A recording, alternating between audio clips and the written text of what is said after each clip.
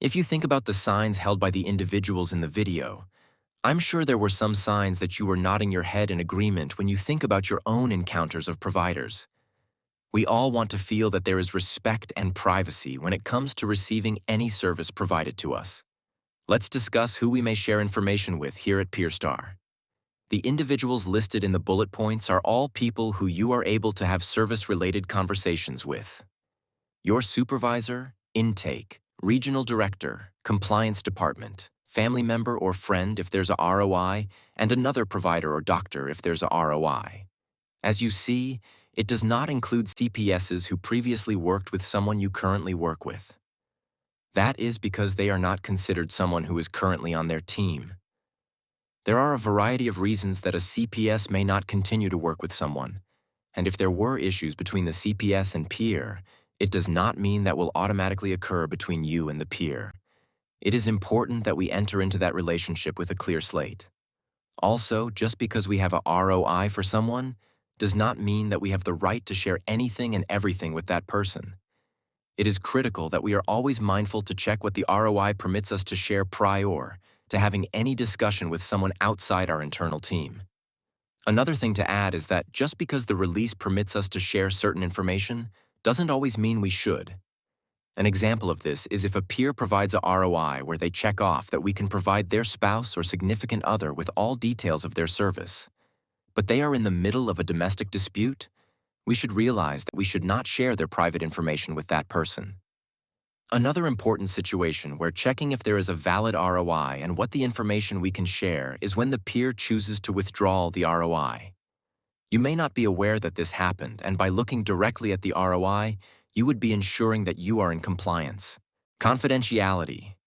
CPSs are prohibited from bringing any individual other than a treatment team member to a peer support session. This includes children, spouses, friends, and/or relatives. You may read this slide and think, well, of course I wouldn't do that. It is important to remember that there may be times that we are out in the community that we may be approached by someone we know. We should never introduce our peers to them or reveal that we are working with them.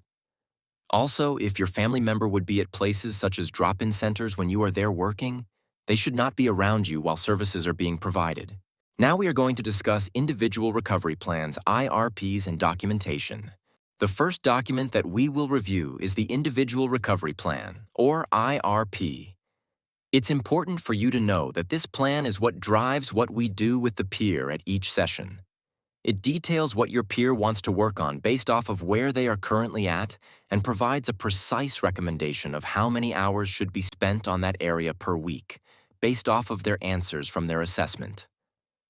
IRPs are completed at least every 6 months or more frequently if a peer feels that they need to add or delete a goal. Key point to remember is that we can only work on goals listed on the IRP and activities outlined in the Appendix D that you will learn more about with your regional director. For now, let's now take a quick look at the 6 focus areas where the goals fall under. The first document that we will review is the Individual Recovery Plan, or IRP. It's important for you to know that this plan is what drives what we do with the peer at each session. It details what your peer wants to work on based off of where they are currently at and provides a precise recommendation of how many hours should be spent on that area per week, based off of their answers from their assessment. IRPs are completed at least every 6 months or more frequently if a peer feels that they need to add or delete a goal. Key point to remember is that we can only work on goals listed on the IRP and activities outlined in the Appendix D that you will learn more about with your regional director. For now, let's now take a quick look at the 6 focus areas where the goals fall under. When we develop the IRP with our peers, we look the following focus areas: crisis support, community roles and natural supports, individual advocacy, self-help, self-improvement, wellness and recovery, and social network.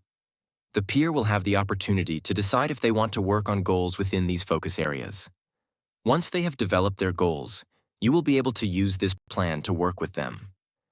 During your sessions, you will utilize the various activities located in the Appendix D to assist your peer in achieving their goals. We will review the Appendix D and how to use the activities during Regional Director Orientation Day. Contact notes. The contact notes are directly developed from the peer's IRP.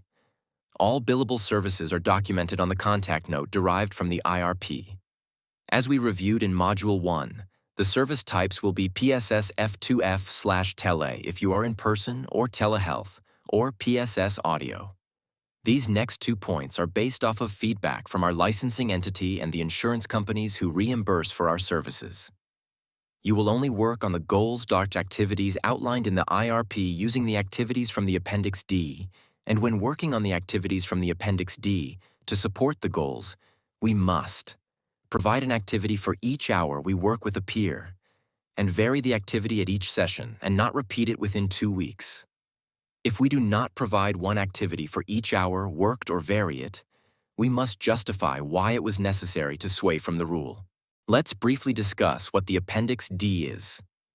Appendix D is a tool that we use to guarantee that we are providing billable peer support services and provides options of activities to assist the peer in reaching their identified goals. Appendix D can also be used as a tool to keep a peer focused, help the peer decide what they want to work on that day, and give the CPS direction on how to support each peer.